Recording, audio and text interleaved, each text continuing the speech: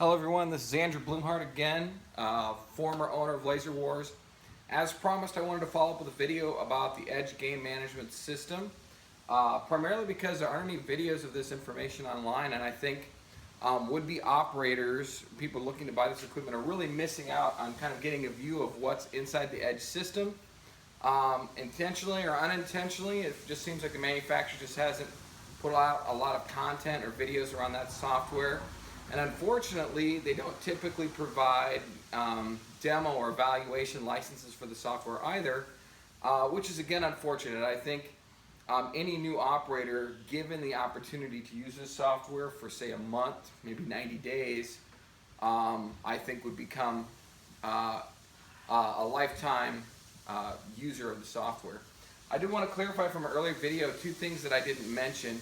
One is that the Gen 4 speaker on the Gen 4 gun has the ability to actually do dual sound, so it can actually play two different sounds, where Gen 3 and Gen 2 could only play single sound. But my understanding is that this is actually capable of sending more than one sound to the speaker at a time, so it's not restricted to just getting one sound through. And you would actually see that in the Gen 2, Gen 3 equipment, where there'd be times when one sound would kind of cut out the next sound as it overlapped. So there's a lot less overlap in terms of the sounds in the speaker, which kind of contributes to the quality of the sound. The other thing I wanted to mention is the board on here has two Bluetooth boards, whereas Gen 2 has a Wi-Fi and a Bluetooth board, and Gen 2 and Gen 3 inside. It's actually built onto the same, I guess, motherboard, if you will. But this equipment here actually has a second Bluetooth module in here. So potentially you could have maybe a headband. That secondary Bluetooth module, I don't think it's really been determined what that could be used for. It could maybe be used for a backup gun or a melee device. LaserTag Pro has been working on some really innovative things around potentially bringing in melee devices into the arena, which we could either leverage that secondary Bluetooth or leverage the damage deployment, the damage signal functionality of the headbands for the Gen 4, in addition to hand grenades and other things that could potentially link in and to make use of that secondary Bluetooth board. Again, LaserTag Pro, it's not about what you're buying today. In many cases, it's a promise of what they're going to provide you in the future. So I apologize, this is going to be shaky and quick. I'm short on time. I've had an insane day. I am literally minutes away from jumping in my car and bringing this stuff all to the new owner, about an hour away from here. So I'm short on time, and I'm going to do the best to cover this as quickly as I can. I'm going to hand hold the camera, so this is going to be shaky and quick, but it's probably going to be the best view you're going to get of the Edge system for quite some time. I also think it's important to clarify that unfortunately the version that I'm using, the version I'm going to be displaying, came out late last year. And I believe there may have been one or possibly two upgrades since then, minor updates since then, but we are like on the very verge of a major upgrade coming at some point. I was hoping it would be here by now, but it got delayed. So we are expecting, LaserTag Pro community is expecting a major upgrade, a major update from LaserTag Pro soon, and we're all excited to see what that new update could bring. So what I'm showing you today is a point in time of this system, and it's going to give you an indication of the kind of things that LaserTag Pro provides with their system. But just know that literally days or weeks after this video is recorded, there could be a much better version available out there. So just keep that in mind, and you know, we'll take a look at it. Alright guys, here's the Edge system, and again, as I mentioned before, Edge is kind of the second tier above doing offline only, and then there's a call sign option. And I can't go into call sign too much because I don't operate call sign, and I can only kind of give you a glimpse into what that system can provide. Again, my laptop is wirelessly connected to a single wireless access point with no additional complex networking equipment for mobile use. For indoor use, you might build a more complex network, but I have a low-cost laptop. That access point cost me, I think, $40 on eBay. Very inexpensive setup to put together, but there's a little bit of complexity in getting it all working right. But like I've said, once you're there, it works pretty darn well. So this is the Edge game system. There are a lot of features in here, indications that come in and provide. So it'll tell you up in the corner whether it's online or not. I'm not connected to the internet, so it's going to show offline. You can also see the IP address of the computer that's on here. That's a quick indicator to you that if you have your network set up incorrectly, you can look up in that corner and see your network configuration briefly to help troubleshoot if you have any problems. There's a profile section up here on the top right,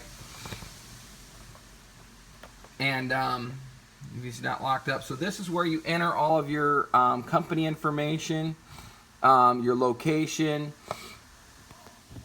your times, your contact information. That's the information that will go up to the cloud for the call sign system. The idea being there that people could either go to a web page or bring up the app, the call sign app on their phone, and it would allow them to see the locations around the country or even around the world that provide LaserTag Pro equipment. And so this is where you enter that information, and that's the information that gets sent up to the cloud. That's kind of your company profile there. I'm going to go down to the bottom here and go into settings. So one of the first things you configure when you get this system is you set a unique address on all the guns. The address is going to come standard at a fixed number, but every single gun has an ID, like a single digit, 1 or 2 digit ID. Like you see, I've got some labels on here to help me remember. Here's 2, 3, depending on color. So this would be 2, this might be 22, and so on. So once you configure that unique ID, that becomes the IP address. That seeds the IP address for the gun. So you don't have to configure the IP address to the greatest degree. All you have to do is configure a unique ID on each one of these guns, and that is probably the full extent of the manual configuration that you have to do in order to connect to Edge. And once you have your system set up, the first thing you're going to do is you're going to define your armories. So your armory definition basically blocks your IP address ranges for your guns and defines which guns and which utility boxes are going to get assigned to which armories or which teams. Now there are up to 6 teams in the system, but typically red and blue are going to be your 2 primary teams. So, essentially I have 22 guns here. I have 11 IP addresses assigned to the blue armory and 11 IP addresses assigned to the red armory. And then whenever I start the system, those guns are automatically shifted to those teams based on their armory assignment. So that helps reduce the configuration when you start the system. There's some other generic configuration information here, and sometimes there are things that come into this system that don't make sense for all operators because they're either something that's semi in development or something that doesn't fit your setup. So you might see some things in here that you may not use. If you look up here at the top, I don't know if you can read that. It says load from global server and save to global server. It also tells me how many guns and accessories I have assigned in here. So what that means is I can take my configuration from Edge and I can upload it to the cloud. I have to connect my machine to the internet. I can upload all that data to the cloud, and then I can pull it back down. So as long as I do a backup, if this laptop gets stolen, I can get a new laptop, set up Edge on a new laptop, and then download all of my settings and configurations from the cloud, which is pretty incredible. I don't think any other manufacturers have that kind of cloud integration, or it's very cool. Even if everybody provides it, I don't know what the others provide, to be honest. But just keep that in mind. Now rank settings. Now this is where you get in kind of the call sign here. Now rank, you can configure your games to give rank to players for accomplishing certain tasks, whether that's a game win or a kill streak, or a variety of accomplishments can gain them XP, and then that XP gets assigned to their call sign account. And then within here, you can define rewards. And the rewards basically say, all right, you could say the reward could be a weapon type. So let's say if they get to rank 85, they get access to a new gun mode. And the way they access that gun mode is with the call sign app. So they take their cell phone out and they use it to access a gun upgrade that's been given to them by their XP. So the whole system encourages them to use the app. The whole system encourages them to come back and play again. Unfortunately, what the system does not do today, and again, I say it again, what laser tag provides now, this is a point in time. Who knows what they're going to do with it in the future? But today, they don't give you access to that customer data. And I think at this point in time, that's one of the biggest weaknesses of call sign. As an operator, the whole promise that people are going to come back and use your system again and again because of call sign is, to me, unproven. That doesn't really resonate with me. What would resonate with me is if every customer who signed into that kiosk provided me with some very important marketing data and trending data for my system. And I hope that it's only a matter of time before LaserTag Pro makes that information available for their users. Another thing that's important to keep in mind with call sign is that it's a national user database, and they've made the users unique by username. So the challenge is if somebody comes to your facility and you're using call sign and they want to be Hitman 32, they can't be Hitman 32 if somebody's already taken that call sign. It has to be a nationally unique or globally unique username.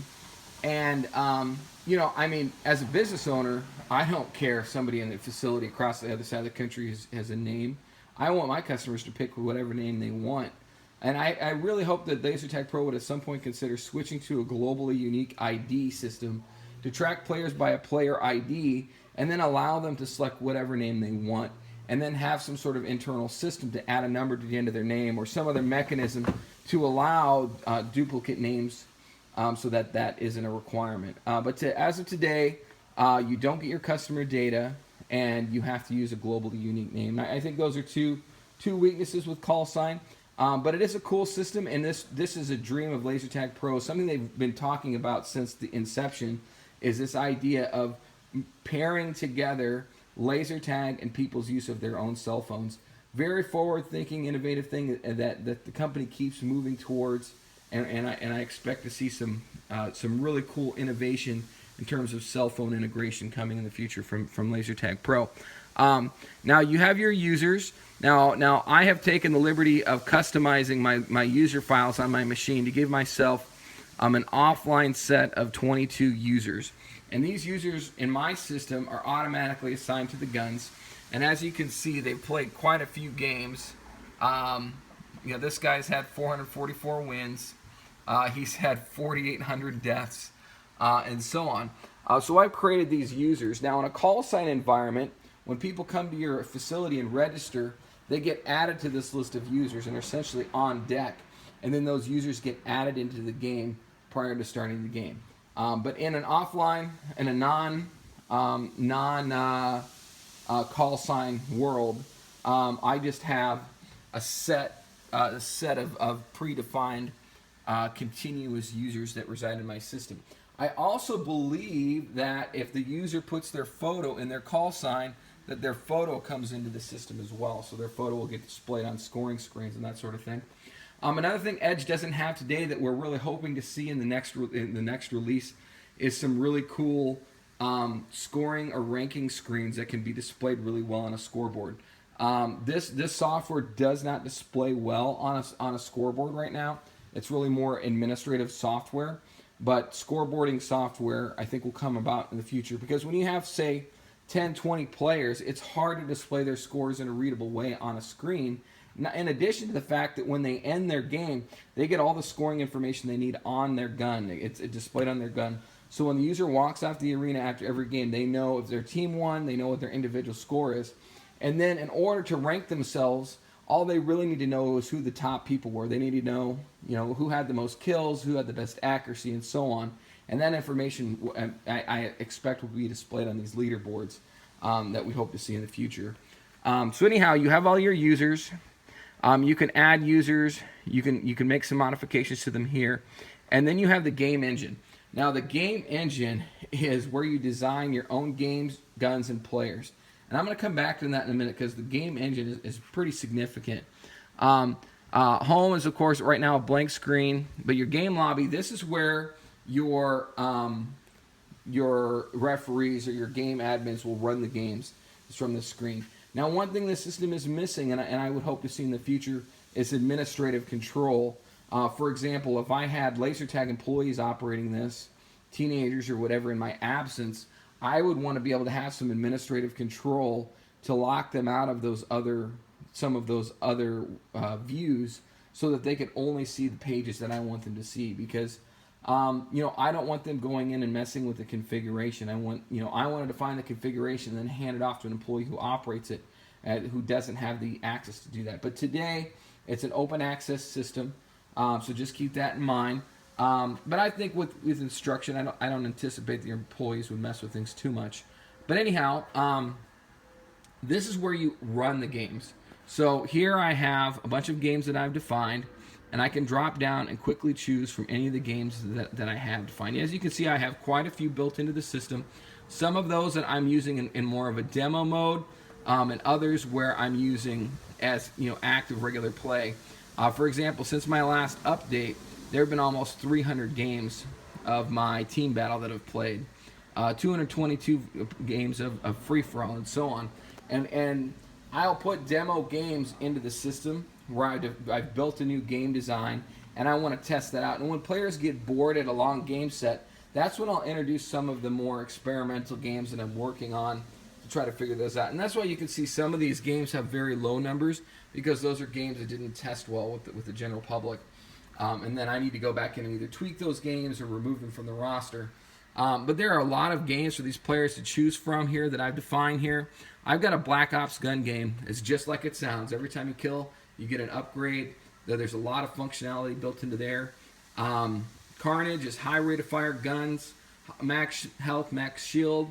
My Civil War game is based on Civil War era gun mode designs, where players fight through a series of Civil War games where everybody gets an upgrade to a better Civil War game once per minute. I've got a Cyborg Battle, which is basically a boss fight. I've got an Equalizer that makes the top players disadvantaged throughout the game. Of course, there's Free For All, the Laser Tag Pro Zombie Infection, which is just like it sounds. You have 1 or 2 zombies. Every time they kill a survivor, the survivor joins their team. I've got Infection V2, which is something I've been testing, where essentially if a zombie kills 2 survivors, they heal themselves. It's kind of an extended zombie battle, because every zombie has the ability to change sides by killing 2 survivors. Melee Wars is something it didn't really perfect. Modern Civil War is just to take off the regular Civil War game with just more powerful space guns. Team Battle is something that we play quite a bit, and there's so much you can do with a red versus blue team battle in terms of alternate objectives and that sort of thing. And of course, there's a VIP game in here where you have to try to kill the enemy's team's VIP 5 times to end the game. And then I have a game I call Vampire Wars, which every time you score 2 points, you lose about 15% of your health and shields, so that the people who have the highest score become the weakest players on the arena. But if you can get to 20 points in Vampire Wars, you get an incredibly powerful gun, and by that point in time, everybody on the field is significantly weakened. The Vampire Wars it's popular among some groups. As you can see, I haven't played it a lot recently, just because it can become kind of a spawn camp heavy type of game. But anyhow, you can define these games. So when you come in to start a game, you're going to pick a game from your list. And then you're going to come in and you've got some quick settings. These are settings that are not persistent. These are things that you can change on the fly if you need to make a quick modification to the game. For example, you can set your score, and hopefully you can see this more clearly. You can set your score, the number of lives, health, armor. For example, if you're playing in bright sunlight and the sun is interfering, you can lower the amount of health right on the fly. You can change it to kids mode. You can turn on night mode, which turns on more lights. You can turn on and off auto respawn, friendly fire, and set your game time. And then below, you can change the weapon loadout.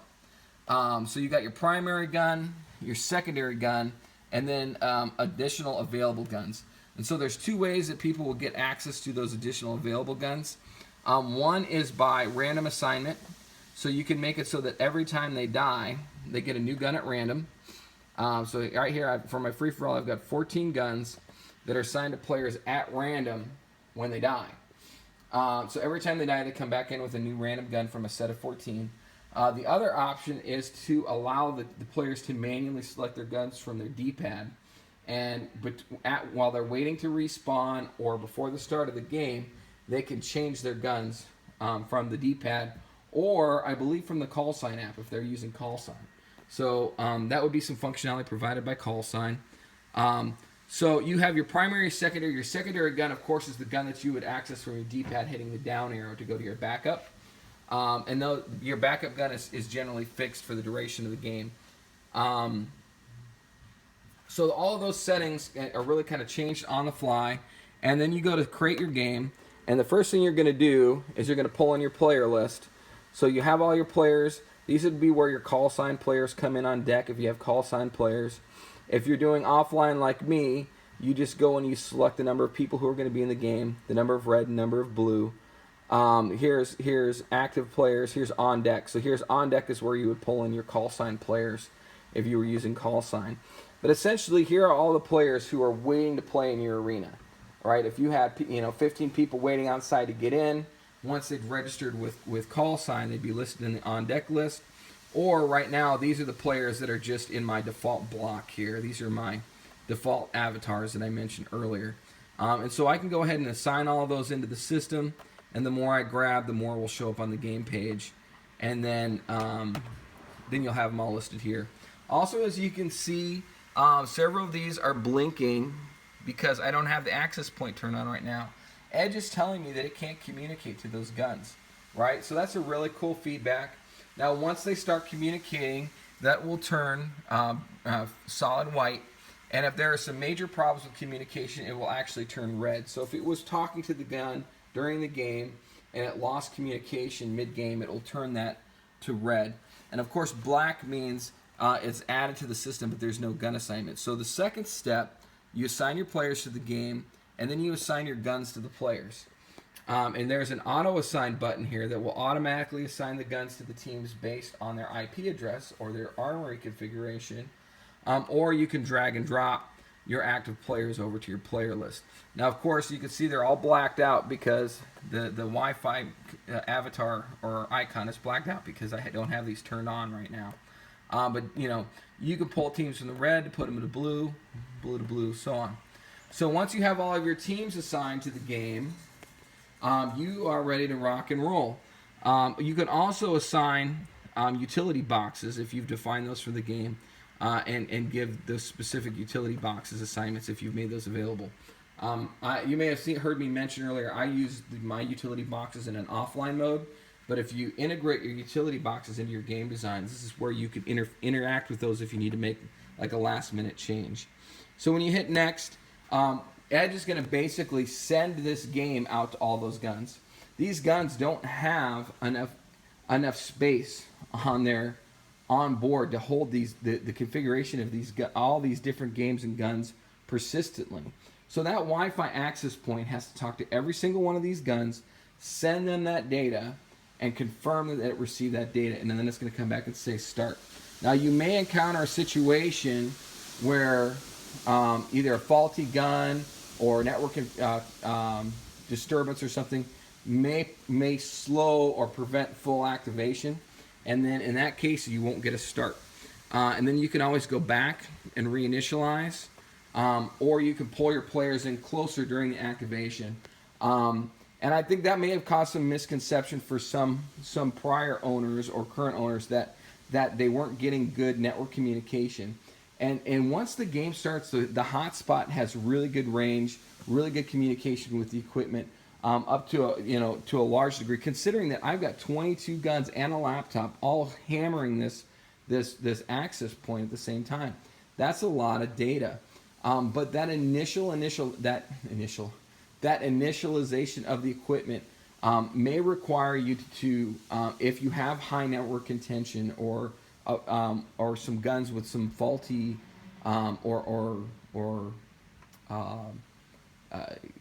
faulty but some degraded components, it can cause your whole system to kind of bog down during initialization.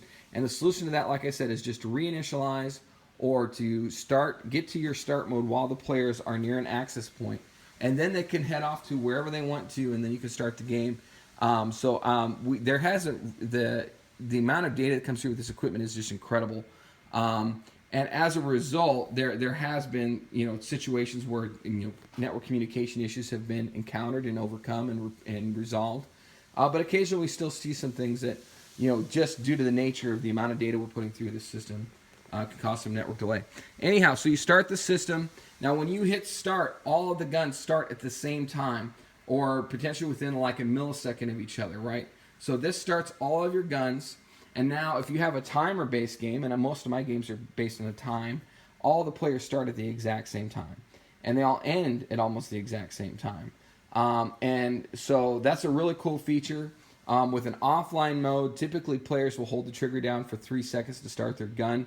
There's always that one kid who can't keep his finger off the trigger and starts his gun 30 seconds, 40 seconds early, or comes running up to you asking you to reset his gun because he started it early. So the offline mode, there's that whole trust model where you're going to send players off to their start point, and you're going to instruct them not to start their guns until you say go, but there's no way to really control that without a central management system. So central management not only allows you to pull that data in for centralized scoring, but you are literally managing these guns from a central location, which is just absolutely impossible with the offline game options. So anyhow, once the game starts, and I wish I could show it to you here, but for the sake of time, I won't be able to. But what you will see is at the top, you're going to see your score. You got your countdown clock.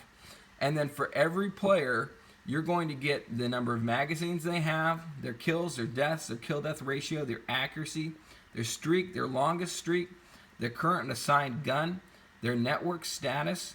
I believe at some point I would expect to also see battery life pulled into here as well, and I think that's something that's been discussed.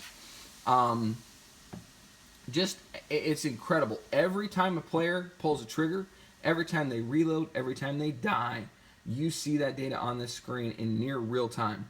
I mean, it's instantaneous. And I mean, I can even identify a player by looking at the screen just based on their activity. So you get to see the game in real time on the screen. And as I mentioned, this does not work well as a scoreboard. It's just too much data for a scoreboard, and it doesn't render well on a very large screen. But we're expecting scoreboarding to come along soon. Now, if you needed to, you could interact with this. If you needed to manually assign some points to the game, you can manually assign points. You can add players. If there was a player waiting on deck who didn't get into the game, you can add new players into the game. You can assign guns to the group as well. So we wanted to pull some guns in for those 2 players I just added. So we can make sure that they have guns when they come online. You can reset the game. You can kill players. You can respawn them, ban them, change their team. I can move him over to the blue team. I can move him over to the red team. You can change weapons, so I can change a weapon assignment for the player mid-game and give them a new weapon, and that'll automatically go right up to their gun. So you have some control for the administrative panel, but ultimately the game pretty much runs itself. You can also change the box assignments. You can do some group actions where you can start and end the game for a group of players and that sort of thing. So the game runs for the game duration or until the game objective has been accomplished. If you have more than one team, you will have multiple tabs. So you can only see 2 teams active on the screen at once. But if you can have up to 6 teams playing at once. What would happen is you would get additional tabs for those other teams. Also, I wanted to point out that you see this repair wrench here. That's telling the operator that there's a problem with one of the guns. And you'll be able to watch as the game is playing. If there are any transient problems with the guns out there, they might go into a repair mode for a few minutes, and they might come back. Another thing I'll tell you about this game is that if you lose power to your laptop, if your laptop goes into a sleep mode or suspended mode, you can bring your laptop back up without interrupting the game. Now, of course, you won't be able to record players' activity during that time frame, but it won't interfere with the operation of the game, which is pretty cool. As well as you can turn a gun on and off, and it will automatically reestablish its connection and re-enter the game. For example, if you have some kind of major glitch on the gun, the quickest resolution is turn on and off, and it takes about 30 seconds, and it will rejoin the game, which is pretty cool. So anyhow, once the game is over, you get your end game screen. It'll tell you who won. It'll also sort by kills. So you'll be able to report your top kills to the team. And as I mentioned earlier, every player is going to see their score, their kills, their deaths, their accuracy, and their longest streak on their gun screen at the end of the game, in addition to the overall team score. And so they're going to know their individual score. But what I typically do is I call out the team that won, the point spread, in addition to calling out the leaders, who had the top score. And then, that guy, cheers, and everybody pats him on the back or kicks him in the butt for driving them nuts, and then sends him on his way. So, there isn't, you're not handicapped by not having a scoreboard. But a scoreboard would obviously be nice, especially for those indoor operators. And we do expect to see that soon from Laser Tag Pro. So anyhow, that's the game operation. So you have those quick configuration. Now what I want to show you real quickly is the game engine. This is the true power of this system. It is absolutely incredible. So we'll start with sounds. Now this is where you define your global music. So you can pull in music wave files. That can either be music or recorded voice, and then those can be integrated into the game operation. So if you wanted to have, some Walking Dead style music playing during your zombie infection game, you bring it into here, you integrate your laptop in with a sound system, and then as you play those games, it will play those wave files over the sound system. So you have this rich immersion of sounds and music in addition to the gameplay. And you can have, and I'll show you in a minute, there's ways to actually programmatically determine when certain music or sounds or voiceovers are played during the game, so that it's not just a scripted or a straight scripted deal. Also, you can see here you can change the music and sound volume for this operation, for these wave files as well.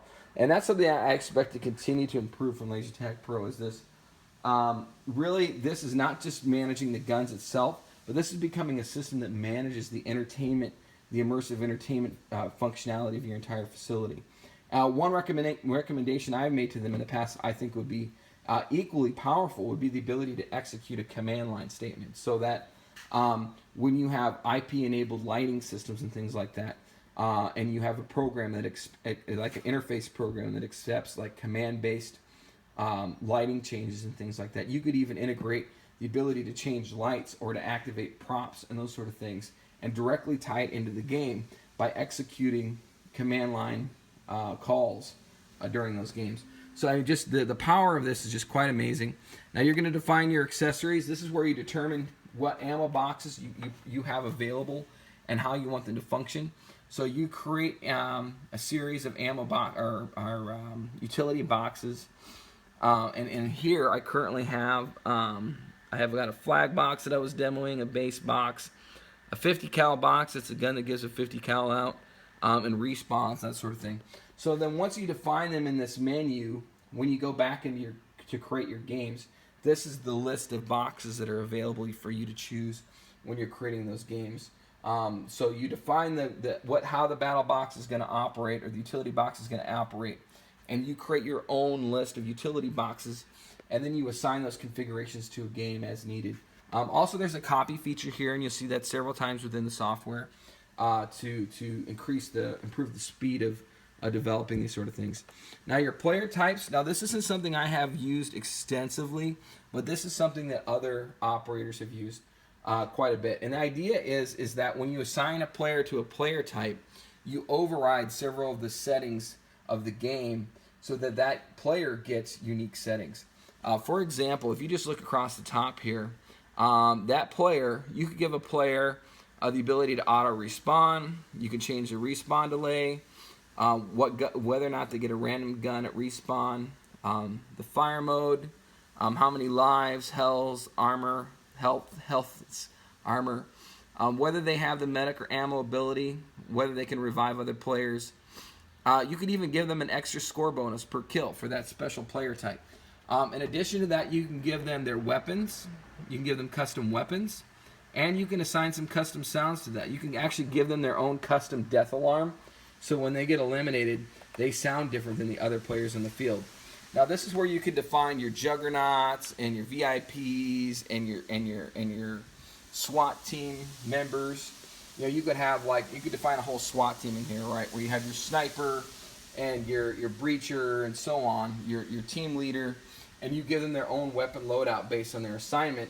And then when they join the game, you give them the option of choosing which player type that they're actually going to have.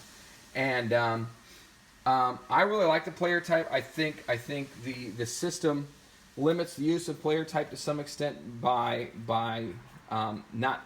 I would hope that it'd be easier to assign these during the game operation.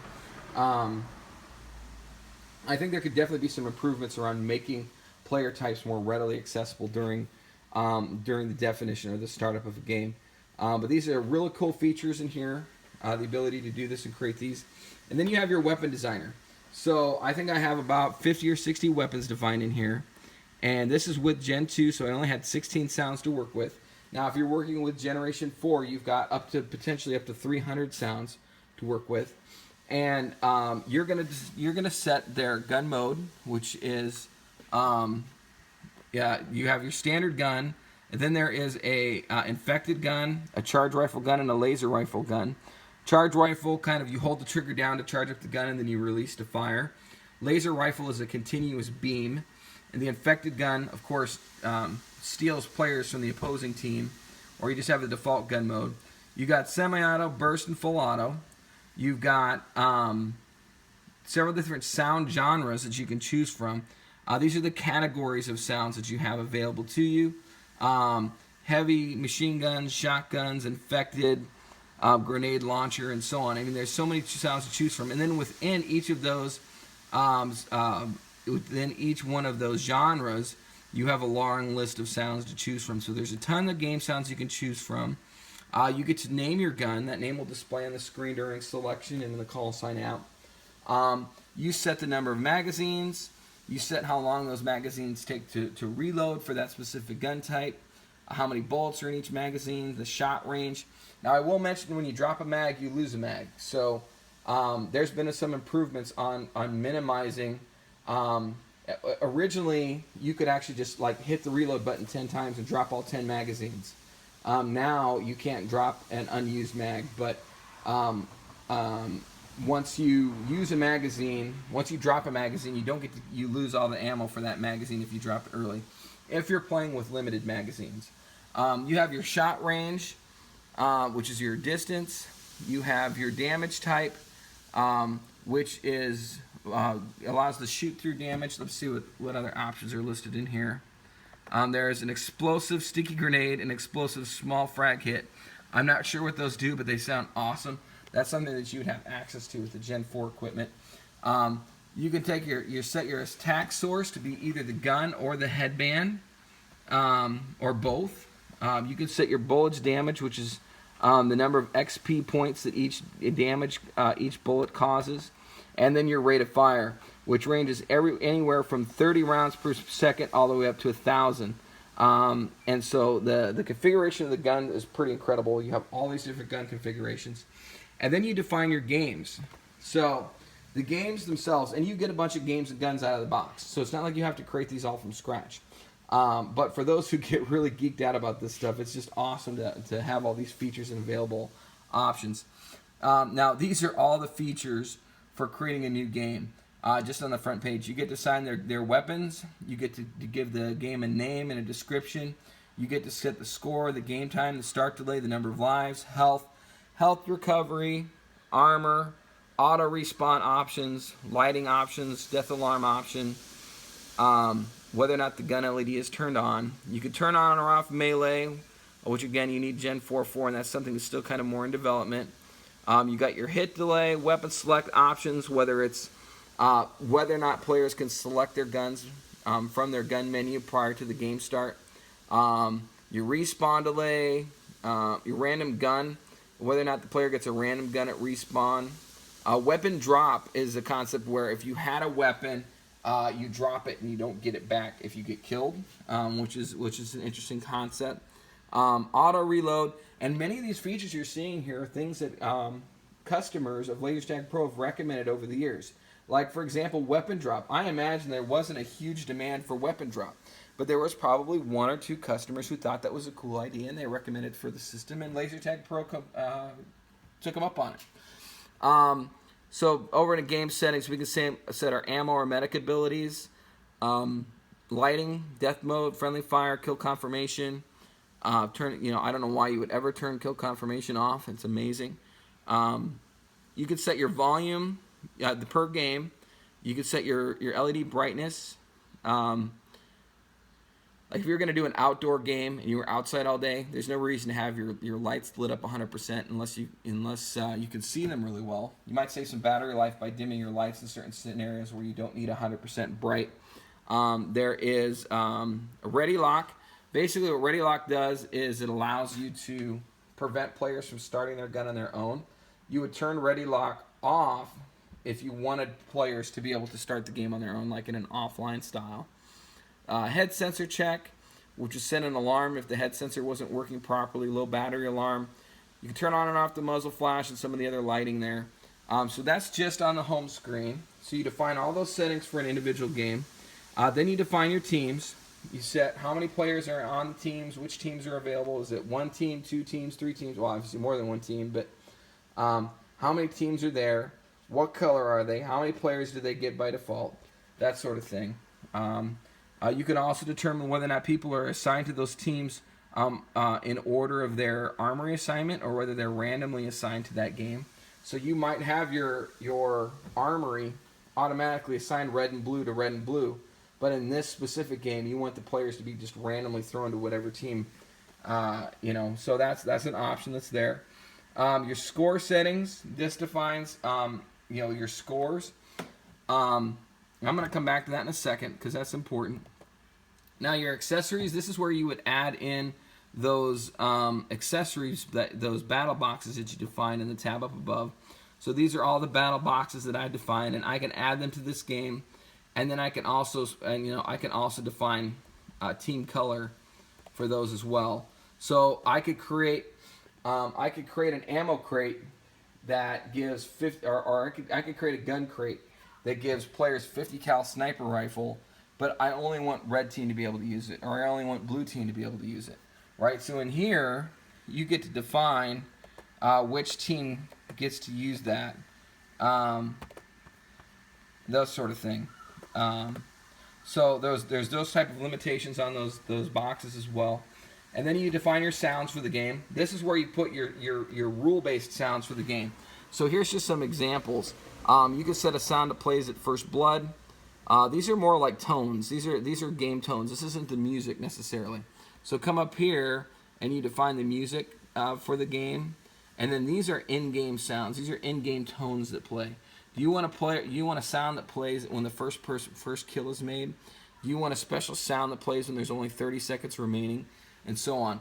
So there's this long list of settings that you can define that push sounds into your sound system or onto your guns during the operation of the equipment. So then finally, coming back here to the score settings. Now the score settings are how you define how the score is made. Now at the top level, it might look quite simple. You have your game time, right? A manual win, which is like basically the ref determining who won. Maybe you have a score, right? The first team to 50 points. You also get to define how many points they get per kill. There's some other things here. I'm not really sure what proximity scoring is, but you could actually do an XP-based win and give XP to players for their different scoring. Now that all seems quite simple, but let me go back and pull in. I want you to see. I want you to see one of our more complex games. Here's Black Ops. Okay, this is the Black Ops gun game. The way that this gun is defined is there's almost like a little programming language that happens behind the scenes here. I hit this rules button here, and here's the definition of the gun. And it looks complex, but there are operators who share screenshots of these programs or written descriptions of these programs to create very unique games within the system that go well beyond what the system provides out of the box. And it's very simple if-then statements. Now, if you read this clearly, it says, essentially, if any player is killed by the weapon battle axe, I take away 1 point. If line 2 says, if any player kills another player and gets a point of 1, they get their primary weapon is changed to the Colt. And if their point is set to 2, their primary weapon is set to Pistol Z, and so on. So that's how I define my gun game. And I've even got more complex configuration here as we get near the end, where I say let's see, first player to 21 wins. So if the player's points reach 21, it ends the game. And I've also got some color changes that happen throughout the game. So anyway, that is the Edge system. And the line between Edge and call sign may be a little blurry in this description, but just know that call sign does require an internet connection. And call sign requires players to register with the national database using either a kiosk system that you provide. There's a kiosk app that you can pull you can put it onto a laptop or a computer or an iPad or an Android device, and you can have kiosks at your physical location where people come and they sign up and join it, or they can sign up with their phone. That's how they come on deck into the system. Now, offline, like I'm using here, doesn't have Edge, so we just play with the default set of users that are defined within the system. Customers don't get that phone integration, but they don't have to register at a kiosk either, which speeds up the process. And as a mobile operator, I don't have to have an internet connection in this model, so it makes it easier for me as a mobile operator. Trying to think if there's anything else worth mentioning here. Licensing. So it's one license for all of us. So you can buy the equipment, operate it offline, and you don't have to pay a monthly or annual licensing fee.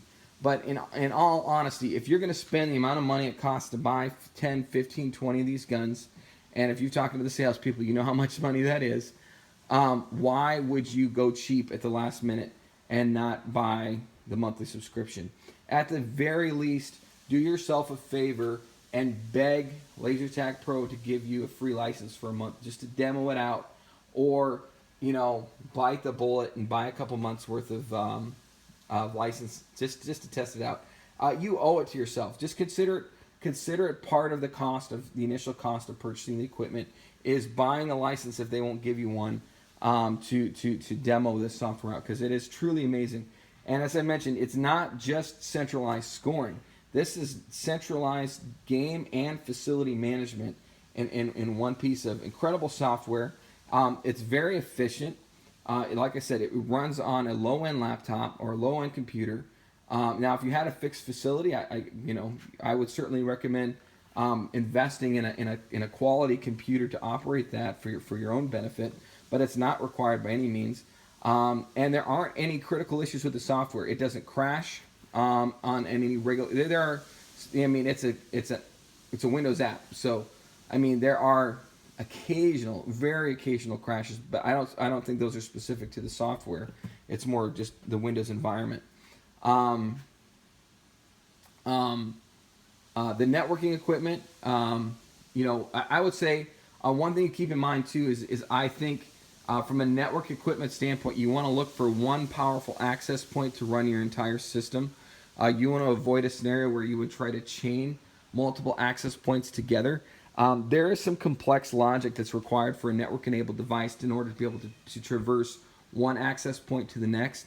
In my testing, and that was a couple years ago, in my testing, I had some real issues with the equipment trying to migrate from one access point to the other. But that may change. I haven't tested that with the Gen 4 equipment. It could have a more modern board that's capable of handling that handoff from one access point to another. But to your benefit, I highly recommend using one large powerful access point that's capable of serving your entire facility, and isolating that to just being used for your edge network. And if you want to provide a hotspot service to your customers, use a separate network to do that as well. And there's a lot of things that you can do from a network development standpoint to improve the efficiency of the network and the speed of the network to make that available. Also, this equipment is capable of using DHCP addressing, if you're familiar with that. Essentially, the idea is that they can contact a server and get an address. I highly recommend using static addresses rather than using DHCP. DHCP introduces a potential bottleneck, a potential failure point in the system, even though DHCP is a very robust and mature service. You just want to eliminate anything that's going to potentially get between you and getting your game up and running. And in addition to that, it's helpful to have static addresses when you're using that armoring feature, so that you know that that this blue gun is always going to join a blue team, because it is hard addressed to address 8 and so on. So I just think that you're going to really benefit yourself there to put a little time and effort into the network development. But again, it doesn't require heavy development around that network, and also it doesn't use up a ton of disk space. It does some logging, but it doesn't have any like memory overflows or logging overflows, which I've seen with some development of software. And actually, this software did have some of those problems early on in its development, where it was having memory leaks and it was having log file overruns, where you would either run out of disk space or run out of memory after a certain operation of use.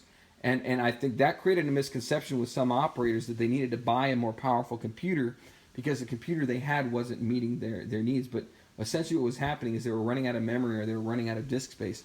Those problems have been addressed. I've been running this on some cheap hardware for a long time. Oh, and I'll also mention too, of course, you have to have a license registered in here. So you do have the option in the profile to come in and check your license date. So it'll tell you when your license is, let this focus here, when your license is going to expire. You can update your license directly in here. So you do have to have an active license in order for this to operate. And I also, if you are going to run this in kind of an isolated network scenario, I do recommend bringing your network into a working hotspot, an internet hotspot, at least once every 2 weeks, pulling down any software updates and rebooting the machine, your laptop. One thing that will interfere with this application, and really any application on a Windows machine, is having a partially installed or a pending installed Windows update. Can significantly degrade the software, even potentially prevent it from talking on the network. Also be aware that there is a Windows firewall on most Windows machines. Potentially that Windows firewall could block all communication between your laptop and your equipment. So just know that Windows firewall is a potential blocker there in terms of software. So I have wasted nearly another hour of your time if you're still with me. So I'm going to sign off as my final time with this equipment. I mean, literally, the second I shut this video down, I'm packing these boxes up and I'm taking them to the new owner. So good luck, and I look forward to seeing or hearing about the new features that LaserTag Pro is going to provide with this system. You just absolutely can't go wrong with this system, because you're not just getting what I showed you today, you're getting an ongoing, maturing, evolving system that is going to continue to improve your ability to manage laser tag games. So again, Andrew from Laser Wars, or formerly from Laser Wars, signing off, and thank you again. Have a good one.